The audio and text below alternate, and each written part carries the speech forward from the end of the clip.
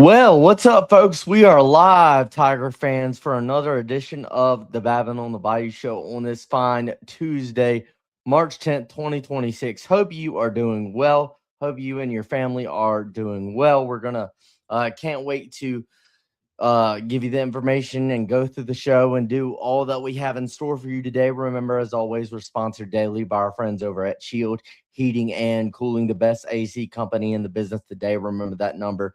You know it by now, 225-46 Bayou, 225-46 Bayou, Bayou. You call that number, call the team over at Shield Heating and Cooling today. Tell them you heard about them from the Babin on the Bayou show, and you'll receive completely free to you a free AC system clean and check for every AC system in your home, courtesy of our friends over at Shield Heating and Cooling.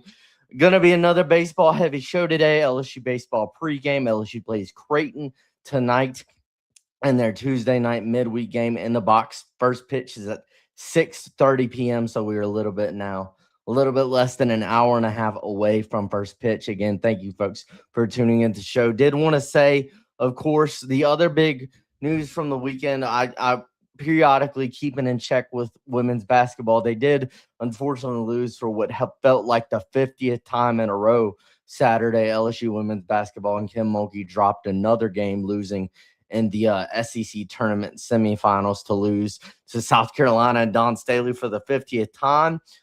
Fortunately, when the selection show does come out, the Tigers are still projected as a 2 seed, which is significant because the Tigers in Kim Mulkey's previous 4 seasons in Baton Rouge have always entered the tournament as a 3 seed. So it is looking like for the first time under Kim Mulkey, LSU will actually be a 2 seed when the brackets are released, I believe, this weekend. We're gonna, of course, there's news about an assistant, Gary Reedus, one of the top recruiters in the country in women's basketball, who's been on the staff with LSU women's basketball and Kim Mulkey for 4 years now. Now leaving the staff, taking the head coaching job, his first ever head coaching job at Rutgers. So a big loss for the LSU women's basketball staff. I did want to talk about that real quick, but let's get right into baseball. Again, the Tigers are in action tonight, Tuesday night at 6:30 p.m., playing Creighton, their final non-conference game, their final game before they start SEC play this weekend when they head to Nashville to take on the Vanderbilt Commodores starting Friday in a 3-game weekend series. We're going to get into that. G Moose, I did see you in the comments. What's up, G Moose? It's good to see you, my friend. Let's see. Big loss there, but I wish him well. Absolutely wish him well for his future at Rutgers. And William Tate is at Rutgers now, so I'm sure that was a big part of it. So congratulations to him. But let's get to baseball. Obviously, it's been a very tumultuous, very stressful, and a very rocky past 2 weeks for LSU baseball. And it's crazy because, as I mentioned on the show yesterday, you won your first 8 games of the season. You started the season a perfect 8-0. First time you've done that, won your first 8 games in the season. First time you've done that in a season under Jay Johnson since he's been at the program. And then in your next 9 games, it's rocky. In your last 9 games, you won 4 and you've lost 5. You're 4-5 in your last 9 games, and you're coming off an absolute brutal week, a brutal 5-game stretch. You lost 4 of your last 5. You lost your past week. You lost to Northeastern last Monday. You lost to ULL Wednesday. You dominated Sacramento State on Friday night, and it looked like the offense and the team were going to turn a corner. And then you lose Saturday and Sunday to lose your first non-conference series at home to a non-conference opponent on a weekend. First time you've lost one of those since 2021. So it has been a rocky couple of weeks, and we can be honest about that. And I was a little bit frustrated on the show yesterday. And I think the reason that I was frustrated is because we know it's not a coaching issue. Like, it's not a coaching issue. Like, Jay Johnson is still the best baseball coach in America, the best college baseball coach in America. I say that on every show. I always say that. Nate Yeskie is still, probably the best pitching coach in America in college baseball today. So it's not a coaching problem, and it's not a talent problem for LSU. LSU is one of the most talented, programs in the country again this year. It's not a talent issue. We saw how good they were in the first 8 games of the season. We saw how good they were. We saw how good it could be on Friday night against Sacramento State. So we've seen the Tigers play well, and we know it's not a talent issue. We know it's not a coaching issue. And something I wanted to mention before we get into the preview for the pregame today, or for the game tonight against Creighton, is it's not a talent issue. It's not a coaching issue. I think it's a mental issue. I think that it's a mentality issue, specifically for the players, because the players are talented. You have talented players in this lineup, all 1 through 9, even though they are struggling, and everybody's struggling. I mean, I'm not just going to highlight one singular player. It's everybody. The only two, like I mentioned it yesterday, for the past 2 weeks, the only two good, consistent offensive players have been Derek Curio and Jake Brown, and everybody else has been struggling at the plate over the past 2 weeks. So it's not just one player, but I still believe in the talent that this team has and the skill that they have. I think, one thing is you got to realize going out, I've mentioned this before, and I've heard other people mention it on their show many of times. It's your LSU. You're the best college baseball program in America, and everybody knows that, and every opposing team knows that. So when you go out to play every night, you're going to get the best shot from the opposing team because they know who they're facing. They know that they are walking into Alex Box Stadium. They know that they are taking on the 8-time national champions in the Fighting Tigers of LSU. They know that. They understand that. And with all due respect, I love all of the players who, come back and were great in 2025 and led this team to the national championship in 2025. Jay Johnson said it at the beginning of the season. It's a new season. It doesn't matter what you did in 2025. Yes, that provides you good experience, right? Like it provides you good experience, but it's still like this is a new team. This is a new season. And that's obvious because you picked up 5 losses in non-conference play before SEC play even began. That's the first time that's happened in 19 years since 2007. Like I believe you didn't get to 5 losses on the season last year in 2025 till mid-April. And it's like, still kind of early March or approaching mid-March. You already have 5 losses on the season. Again, I think obviously, in a 56-game baseball season, you're going to face adversity. Like, you're going to face adversity. LSU faced plenty of adversity last season.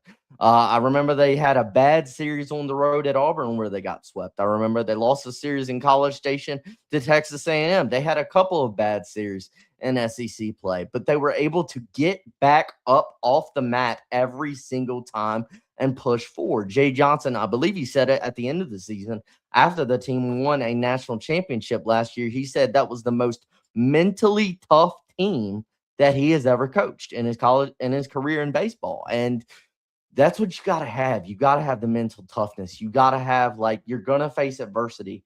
You faced adversity in the last 2 weeks. You got to get up off the mat. You got to respond. You are playing for the purple and gold. You are playing for the LSU Tigers. You are playing for the best college baseball program in America. You are playing for the 8-time national champions. Look at what this program has done in the past 3 to 4 decades since Skip Bertman came here. You are playing for LSU. And every night you got to go out with the mentality that I am tasked this season in 2026. This team is tasked to uphold the standard. This team is tasked to carry the torch. That's what they're called to do. And I believe they can do it, and I believe they can figure it out. And I still believe they got everything in front of them, and they can still have a very successful season, and they still can absolutely get to where they want to go, which every year for LSU, that's the College World Series. That's contending for another national championship. That's Omaha. You can still get there. I believe that. And I don't believe you're not talented. I know you're talented. You have one of the top 5 most talented rosters in the country, like you do every year. You have the best college baseball coach in America, like you do every year. I think it's mental. I think it's a mental, just come out. You're playing Creighton tonight. You start SEC play on Friday night, and you start SEC play this weekend in Nashville. Go out, carry the standard, carry the torch, right? And I believe this team can, because we've seen it we saw it the first 8 games of the season. We saw it Friday night in the first game of the series against Sacramento State. This team has the ability. They have the talent to get to where they want to be. You're playing Creighton tonight, and then you start off, you're going on the road to Nashville, so that's always tough. But when you look at the record, Vanderbilt going into conference play has the worst record of any team in the SEC. They are 10-7 on the season. That is the worst record of any team in the SEC. Let's reset. Let this team reset. You're going to face adversity. You faced adversity in SEC play last season, and you were able to bounce back from it. And Jay Johnson said it was the most mentally tough team that he's ever coached, right? But we saw that. We saw the bounce back. We saw the bounce back from the adversity that this team faced last season. And this team's got to bounce back. This team has to rise up, and they have to get off the mat. And I believe they can, and I believe they will. We're about to get to our preview of Creighton tonight. Let's see. Randy is in here. What up, Junior? What up, G-Moose? Let's turn this slump around tonight. Yes, sir. Great hat, Junior. I'm bringing in new mojo, man. I'm bringing in new mojo. I decided to change the hat up tonight. See if the Tigers can get it figured out. Got to, man. Tonight's the night to bust the slump. My buddy Sam Myers, amen, JB. Love you, Sammy Ice. Love you, buddy. Let's see. We are way overdue. We absolutely are. I'm still a believer, and I still am. I still am. And you have the talent, and you have the team. But again, we've talked about the offensive lulls, the offensive woes over the past 2 weeks after the first 8 games of after the first 8 games of the 2026 college baseball season, after the weekend in Jacksonville. This team was leading the SEC as a team in batting average, batting .367 as a team. You played 9 games since then, and right now you are 14th out of 16 teams in the SEC in team batting average, batting, .291 as a team on the season. So you've seen the drop off. You dropped out of the top 10 in nearly every single poll yesterday, which I don't care about rankings. Rankings are not important right now. They're really not important until, late May. They're not really important until late May until postseason starts. But you drop from number 2 to now you're 17 according to Perfect Game, and you're number 13 according to D1 Baseball USA Today and Baseball America. Look, I think one of the big issues, we could talk about issues with this team, and really there's 2 I want to touch on, and really I want to touch on all 3 phases: offense, defense, and defense in the field, and pitching tonight for our pregame. But I think, of course, it starts with the offense, and I think it starts with the fact that this team, in pretty much every game this season, they played 17 games this season. And I think you could say 3 or 4 of those 17, they've started well. They've started fast offensively. When you look at the numbers, LSU's 4 losses to Northeastern, ULL, and the 2 to Sacramento State over the past week. In those 4 losses, the Tigers have been outscored a combined 16-0 in the first 3 innings in those past 4 losses from last week. So I think the start is one of the real issues to me. You're not starting well as a team. You're getting behind. And I think I mentioned it last week. When you get behind and you're dealing with a deficit and you've got to claw back and scratch back and fight back, that can add more pressure. That can make you press even more as an offense. I think that's also an issue that can play here. So I think you need to start fast tonight. You need to start faster in most of your games because you're not starting well, and I think that's one of your biggest problems. Let's see. I mean, compare that to what happened. Compare those 4 losses in the past week to the 1 win that you had, the dominant 15-4 7-inning run rule you had on Friday night against Sacramento State. In that game, you were up 12-0 after the first 3 innings. You were up 12 after the first 3 innings in that game. And then on the other 4 games you lost over the week, you were down 16. You were outscored a combined 16-0 in the first 3 innings. So I think the start is a big part of this.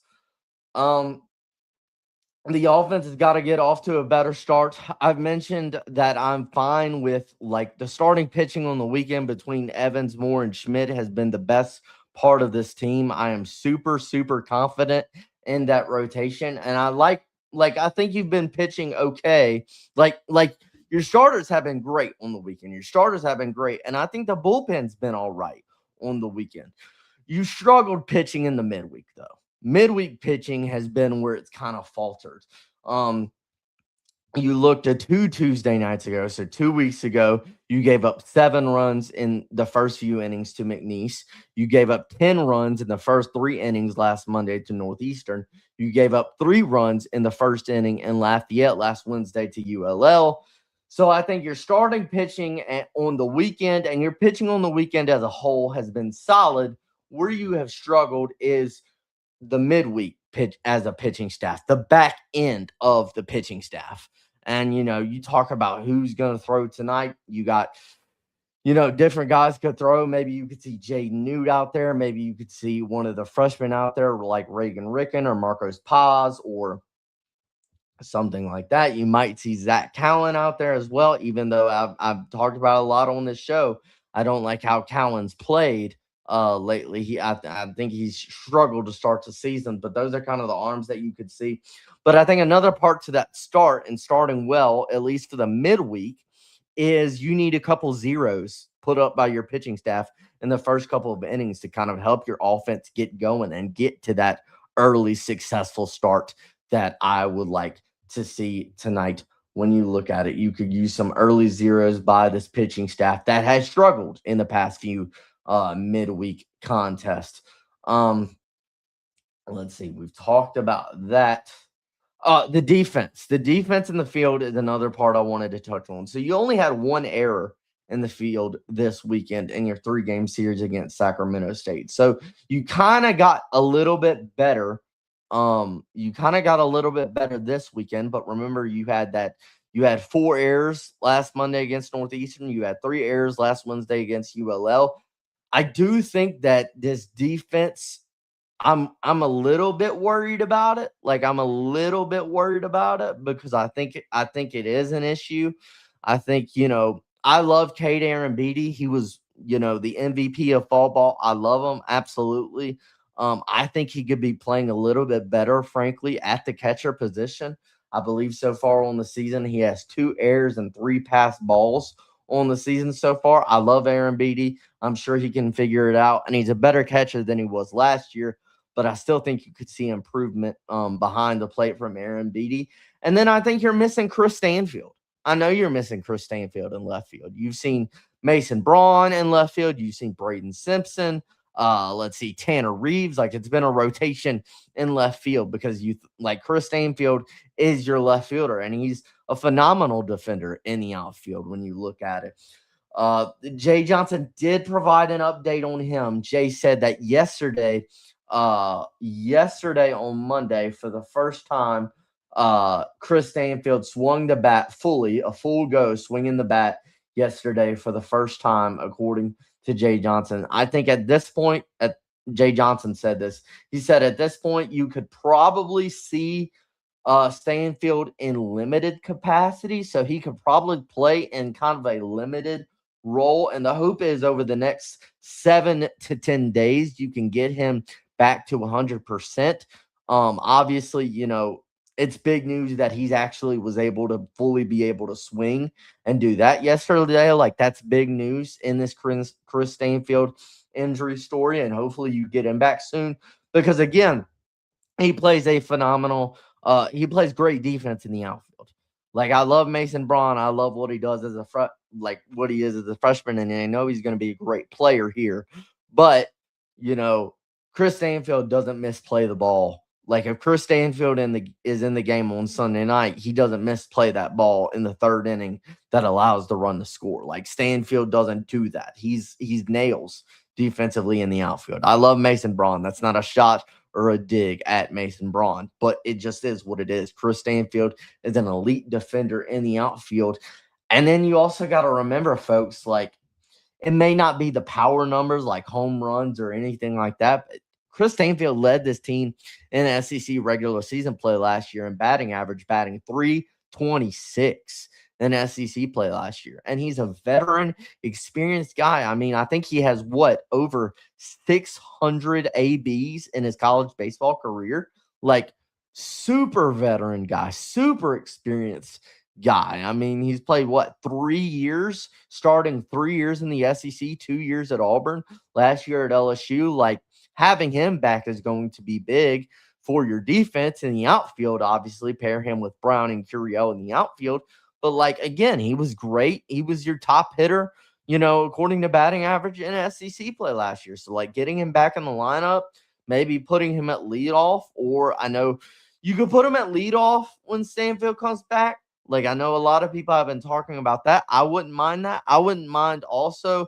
I don't hate the idea of what you did last year for most of the season, having Stanfield in the 9-hole as sort of a second leadoff guy, to where you could put Stanfield gets on base in front of Curiel and in front of Brown. I don't hate either one. Obviously, that's Jay Johnson's discretion, and he knows a whole lot.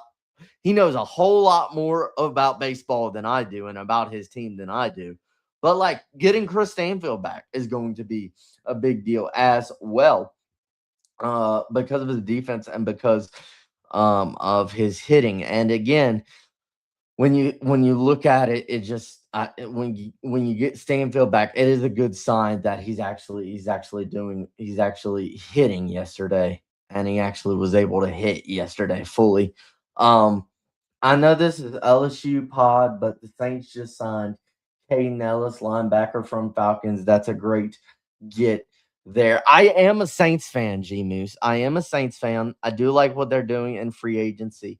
I do not know as much about the Saints as I do about LSU. Like, I'll be clear about that. That's why this is an LSU podcast. I do like the Saints. I like to keep up with it. I'm hearing that they're having a good free agency. Obviously, Shuck had a good rookie season. But I am hearing some good things about their free agency. If he's not ready to go, I'm going to be really frustrated, and we need I don't know about that. But yeah, you want Stanfield back. Like, you want him back. You want him ready to go. But it is a good sign that for the first time he was a full go swinging the bat yesterday. Like, that is a good sign. A few numbers I have on the Creighton Blue Jays that I'll provide for you. Creighton is 5-7 on the season coming into tonight. They're coming off.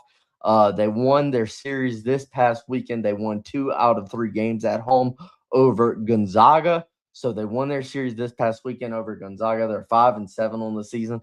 And some interesting notes about Creighton. Their home field is Charles Schwab Field. Their home baseball park, where they play their home games for Creighton, is Omaha, is the home of the College World Series, is Charles Schwab Field. So I think that's really interesting, that's their home ballpark, and that's really cool. Also, another note that I didn't know about until today, their head coach is Mark Kingston. Mark Kingston is in his second season at Creighton. And before he came to Creighton, he was actually the head coach for 7 seasons for the South Carolina Gamecocks. So he coached 7 years as the head man for South Carolina before Paul Mainieri took over. And he's in his second season at Creighton. And in his first season in 2025, Kingston was very successful. Creighton they went 43-16 last year. They won the Big East Conference tournament title. They made a regional, and they made a regional final last year. They lost to Arkansas in the NCAA tournament Fayetteville regional final last year. So Creighton had a very successful last season in 2025 in Mark Kingston's first year with the program. One guy you should definitely pay attention to when it comes to Creighton is you definitely want to pay attention to their best player, best offensive player for sure, is their graduate shortstop, Ben North. Ben North. Ben North leads Creighton in batting average, triples, homers, slugging, and on base percentage. So, in pretty much every statistic, Ben North leads the Creighton Blue Jays. He's second on the team in steals with stolen bases as well. He hit 2 homers this past weekend against Gonzaga on Charles Schwab Field. Again, they play in Omaha. That's where they play all of their home games. So he hit 2 homers this weekend for Creighton against Gonzaga. So the top player you want to pay attention to is the graduate shortstop for Creighton, and that is Ben North. Those are all the notes I have on Creighton. Let's get to a few more of these comments right here. Sweet LOL. Let's see. I think the thing with Stanny has been more precaution, knowing we need him 100% for SEC play. I think that's it too. Because again, one of the things with Stanfield that's different with other guys is just what you have. Like what you have with Chris Stanfield.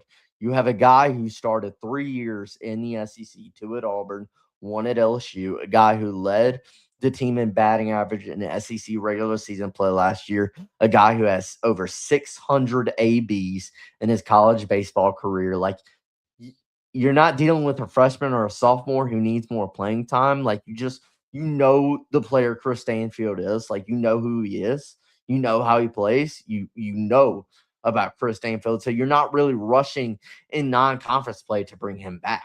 Now, of course, you want him back to play for you in SEC play because the SEC is the best of the best. Like, you want him back for that. But in non-conference play, absolutely you don't want to rush him back because you already know what you have. You already know what you have with Chris Stanfield. So that's why I think, of course, in the first couple weeks of the season, they've been really precautious with him in non-conference play and then want to get him back for SEC play. Now, is that, does he play at all, in Nashville or even tonight? I don't know. I think they're hoping that maybe in 7 to 10 days he can get back to 100%. But it is a good sign. Again, I've said it before, I'll say it again. It is a good sign that for the first time yesterday, Monday, he was able to swing the bat fully, and he was a full go swinging the bat. That is a good sign. I did want to touch on some notes in SEC baseball real quick, and then we'll kind of wrap the show up with my final thoughts before we get out of here. So SEC baseball this weekend. Again, we do this segment once a week, just running through some notes. It was actually kind of a rough weekend for SEC baseball, which is unusual. The weekend before conference play was actually a tough weekend for the SEC. Florida lost the series at home to High Point, which was really shocking. Arkansas split a 4-game series with Stetson. So Arkansas won 2 and lost 2 against Stetson at home this weekend. Vanderbilt lost Sunday to North Dakota State. Tennessee lost Sunday to Wright State. So you kind of had a shaky weekend for the SEC. A few more notes. I think we might get into Vandy a little bit tomorrow, and definitely more on either tomorrow or Thursday. We'll get into some more on Vandy. But as I said before, going into conference play, Vandy actually has the worst record at 10-7. They have the worst record of any team in the Southeastern Conference going into conference play. We'll talk more about them either tomorrow or Thursday. Few notes on the SEC really entering conference play, the first weekend of conference play coming up. Texas is the only remaining undefeated team in the conference. The Longhorns are 15-0.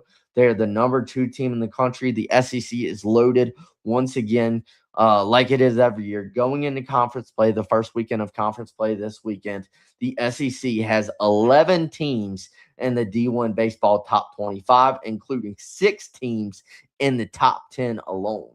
The 6 top 10 teams in the country that come from the SEC are Texas, Mississippi State, Arkansas, Auburn, Georgia, and Oklahoma. Those are the 6 SEC teams that are currently in the D1 baseball top 10. And you have 5 more that are in, between 11 and 25. So again, 11 teams in the top 25 for the SEC going into conference play. Again, it's loaded. I did want to say there are a few really big matchups to pay attention to this weekend, opening weekend for SEC baseball. The biggest one is a top 5 matchup. The Mississippi State Bulldogs head to Fayetteville and play the Arkansas Razorbacks to open up conference play this weekend. Mississippi State is currently the number 3 team in the country, and they've had a great non-conference play, been great in non-conference starts the season in Brian O'Connor's first season with that program. And then Arkansas, again, they're number 5. So number 3 Mississippi State at number 5 Arkansas this weekend. You also have another top 25 matchup. You have 2 more top 25 SEC matchups in week 1 of conference play. That includes Tennessee heading to Athens to play Georgia, Tennessee at Georgia, and then Texas A&M, the Aggies head to Norman to play the Oklahoma Sooners. Texas A&M at Oklahoma. Excited for SEC baseball to start this weekend. That's always a big one to pay attention to. We'll get into a few more comments here. You were in the state. I was in the stadium for the no call, G-Moot. I was. Me and my dad were in the stadium for the no call. That was one of the worst sports experiences of my life, excuse me. One of the worst days of my life as a sporting fan. It was terrible. I've never heard the dome so quiet. If we don't get this W tonight, that will be one less in the top 25. Yeah, man, you need this W tonight. Like, you do need this W tonight. You need to build momentum heading into conference play. Like, again, I want to see this team get off to a good start because you haven't done it a lot this year. You've struggled with your starts this season. Again, you played 17 games. I can only remember 3 to 4 of those 17 where you've actually started the game well in the first couple of innings. Obviously, we've talked plenty about the offensive struggles. We talked about how I think you've been pitching fine on the weekend, especially your starting rotation has been great on the weekend. But when you have struggled as a pitching staff, it's been in the midweek. So it would be nice if you put a good midweek game together as a pitching staff. And then, yeah, it's just like I said earlier, it's a mentality issue. And that is what it is for me. I think this team has all the talent in the world to be successful and still get to where they want to go. I still have belief. Like, I'm not throwing in the towel on this team by any means. Like, I still have belief in what they can do. I was a little frustrated, I know, on the show yesterday because you lost 2 out of 3 to Sacramento State. But again, I think tonight, start out fast. Like, please start fast, start a game fast, and let's build some momentum heading into conference play, folks. Let's build some momentum heading into conference play. And yeah, I'm excited for this one tonight before you head to Nashville this Friday to play at Vanderbilt to open up conference play. G-Moose, I stopped watching NFL when that happened. I didn't start watching again till last season. Yeah. I love the NFL. I would say I'm more of a college fan. Like, I love the NFL. I love pro sports. Like, I still watch it. But I'd say I'm more knowledgeable and I enjoy college sports more. Just because, I mean, heck, I'm an alum of LSU. Like, I graduated from LSU in December. Like, I've been born and raised in Baton Rouge. Like, I'm tied to it for life. Like, I'm an LSU lifer. Like, that's what I am. I love pro sports, and I do like the Saints, and I am a Saints fan. But when it comes to LSU, when it comes to the Tigers, man, it's just love and devotion on a different level. I thank all you folks so much for tuning into the show tonight. Again, hopefully the Tigers go out and get a win tonight against a team that, again, they made a regional final last year. Creighton did. So they're not a bad program. They're not a bad team. So you can't take anybody for granted right now with how you've been playing the past 2 weeks. And this team knows that, and Jay Johnson knows that. So, yeah, I'm excited about this one tonight. G Moose commented again. How about Skeens carving up Mexico last night? Man, I love Paul Skeens, dude. Like, what a dude, man. And he, like, The Pirates don't deserve him. Like, the Pirates don't deserve him. His talent is being wasted in Pittsburgh right now. Like, the fact that, could you imagine that dude in October? Like, watching that dude in October in postseason play just absolutely shove and dominate. I mean, he won the NL Cy Young in what, his second season? As his second season, he won NL Cy Young last year. And yeah, Paul Skeens is just, he's so special, dude. He's so freaking special. And good to see him in Team USA. But again, I thank you folks so much for tuning into the show tonight. Remember to like the video, share the video, subscribe to the YouTube channel if you're not already subscribed. Thank you so much, as always, for tuning in. Hopefully, the Tigers can get a good win tonight. I appreciate all of you folks for tuning in. Remember, as always, God bless. Oh, hold on. Remember, as always, God bless, go Tigers, and have a great one, folks. Have a great one, folks. Peace.